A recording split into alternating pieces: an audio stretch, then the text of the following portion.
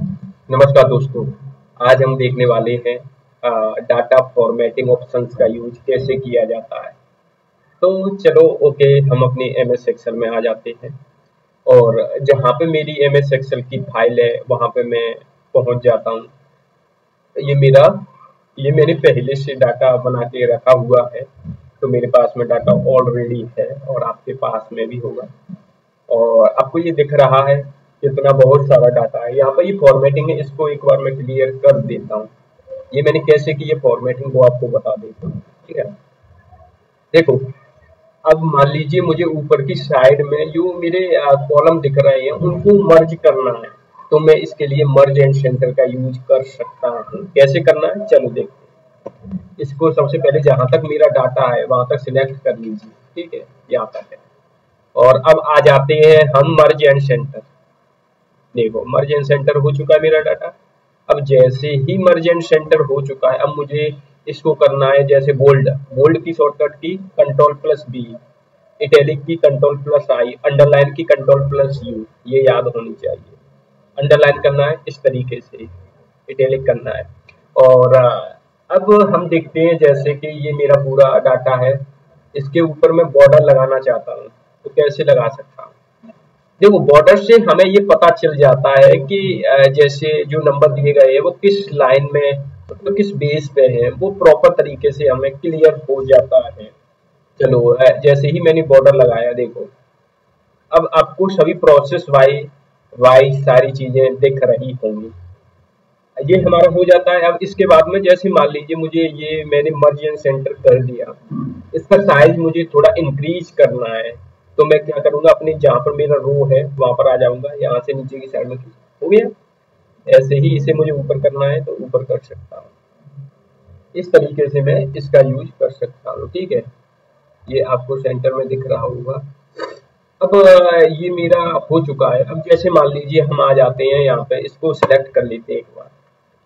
ठीक है, अब मैं आपको बताने वाला हूँ जैसे कि अलाइनमेंट। अलाइनमेंट से पहले ये ऑप्शन हमारे, देखो बॉर्डर हो चुका है, ये सारे हो चुके हैं। अब हमारे पास में बच चुका है फिल कलर। फिल कलर कैसे करते हैं, फिल हमारे पूरे जो टेक्स्ट होता है उस पर फिल किया जाता है। जैसे मैं यहाँ पर फिल करना चाहता हूँ, क्लिक करूंगा, देखो फिल हो गया इस तरीके से। और ये होता है ना जिसे बोलते हैं फॉन्ट कलर, ये फॉन्ट के ऊपर दिया जाता है। जैसे ये मेरा फॉन्ट है, ठीक है, इसके ऊपर मैं कलर देना चाहता हूँ तो इस तरीके से दे सकता हूँ।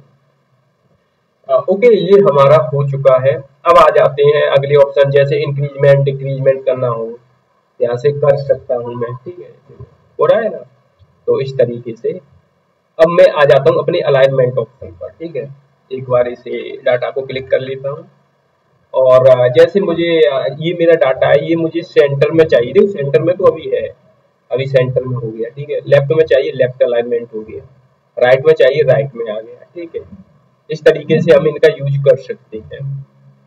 अब जैसे ही मैंने इसको लेफ्ट में ले गया, अब मैं चाहता हूँ यार ये पूरे जो मेरा सेल्स की जो बाउंड्री या बॉर्डर है उससे चिपका हुआ है, मुझे ऐसे क्लोज में नहीं चाहिए, मुझे थोड़ा हटके इसके बीच में गैप होना चाहिए। उसके लिए मैं यूज करता हूँ इंडेंट, राइट इंडेंट और लेफ्ट इंडेंट। अब मुझे किधर की साइड में जाना है, राइट की साइड में थोड़ा गैप चाहिए, तो उसके लिए राइट इंडेंट का यूज करूंगा। आपको दिख रहा होगा कि ये मेरा डाटा के बीच में जो मुझे गैप चाहिए था वो आ चुका है। इसके बाद में हम आ जाते हैं, ये हमारी प्रोसेस कंप्लीट हो चुकी है। ओके है सर। अब आ जाते हैं इसके बाद में, ये ऑप्शन है हमारा ओरिएंटेशन। ओरिएंटेशन का यूज हम कैसे करते हैं, देखो हमारे पास में जैसे मान लीजिए ये लिखा हुआ है, इसे एक बार डबल क्लिक करके सिलेक्ट करते हैं। नहीं हो रहा ना, चलो ओके कोई दिक्कत नहीं, इस पे कर लेते हैं यहाँ पे वर्चुअल में इस तरीके से। तो इसका यूज किया जाता है हमें एंगल, देखो आपको दिख रहा होगा इस तरीके से चाहिए, ऐसे दिख रहा होगा। जैसे आपको सही क्लियर नहीं हो रहा है ना, इसे थोड़ा बड़ा कर लो, अब दिख रहा होगा।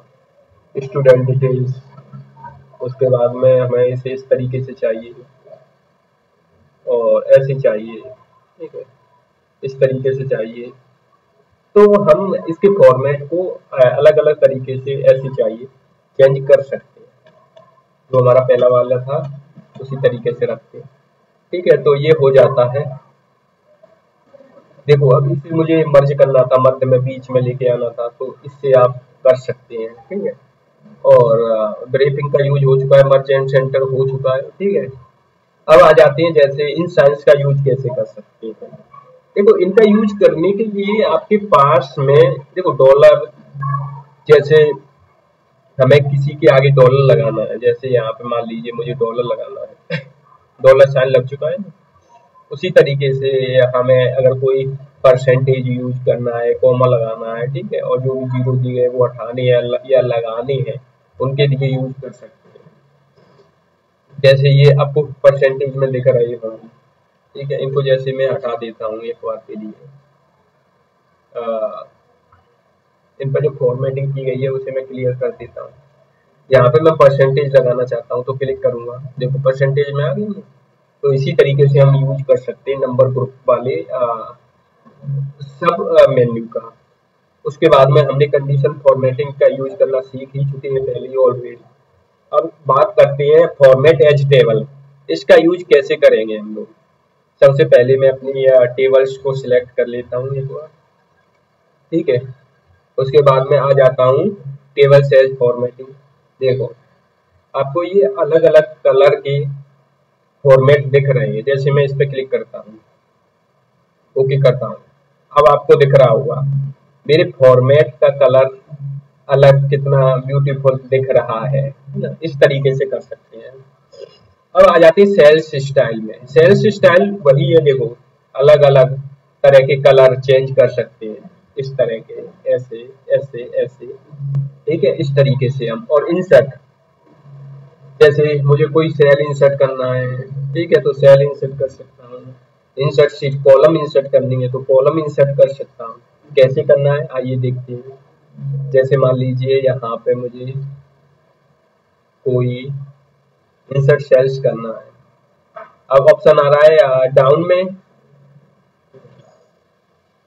ठीक है, उसके बाद में फिर आ जाते हैं राइट में चाहिए तो ये राइट में चला जाएगा मेल। ठीक है, गया कि नहीं।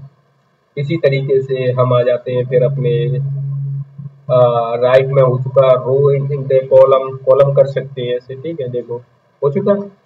इसी तरीके से हमें रो करना हो, ये हमारा रो हो चुका है।